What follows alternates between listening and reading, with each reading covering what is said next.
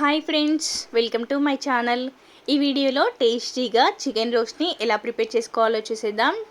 ఫ్రెష్గా కడిగి తీసుకున్న చికెన్లో ఒక 2 టీ స్పూన్ల వరకు కారంని వేసుకోవాలి. 1 teaspoon salt, half cup వరకు ఫ్రెష్ పెరుగుని వేసుకోవాలి.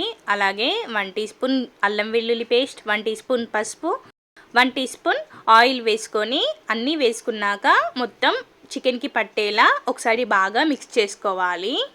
ఇప్పుడు దీన్ని కనీసం ఒక హాఫ్ అన్ అవర్ పాటు పక్కన పెట్టుకోవాలి. ఇప్పుడు స్టవ్ పైన ఒక కడాయి పెట్టుకొని అందులో 2 టేబుల్ స్పూన్ల వరకు ఆయిల్ వేసుకోవాలి. ఆయిల్ కొంచెం వేడయ్యాక మనం ఇందాక కలిపి పక్కన పెట్టుకున్న చికెన్ వేసుకోవాలి.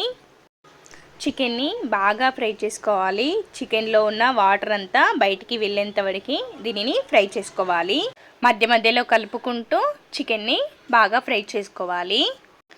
చూసారా, చికెన్ పర్ఫెక్ట్గా ఫ్రై అయిపోయింది. ఈ విధంగా ఫ్రై చేసుకుంటే సరిపోతుంది. ఇప్పుడు దీనిని వేడి గిన్నెలోకి తీసి పక్కన పెట్టుకోవాలి. ఇప్పుడు ఇదే ఆయిల్లో కట్ చేసుకున్న ఉల్లిపాయ ముక్కలు వేసుకోవాలి. ఇప్పుడు దీనిలో ఒక 3-4 పచ్చిమిర్చిని వేసుకోవాలి. ఇలా మధ్యలో కట్ చేసి వేసుకోండి. అలాగే కొద్దిగా పుదీనా, ఒక బగారా ఆకు, కచ్చపచ్చాగా దంచుకున్న లవంగాలని కూడా వేసుకొని అంతా ఒకసారి బాగా మిక్స్ చేసుకోవాలి.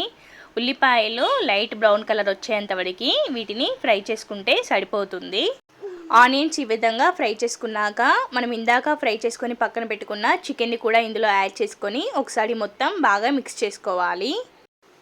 ఇప్పుడు దీనిలో కొద్దిగా కరివేపాకును వేసుకోవాలి. కరివేపాకు వేయడం వల్ల దీని టేస్ట్ చాలా బాగుంటుంది. అలాగే కొద్దిగా కసూరి మెత్తి, ఒక 1 టీ స్పూన్ వరకు ధనియాల పొడి వేసుకొని ఒకసారి మొత్తం మిక్స్ చేసుకోవాలి.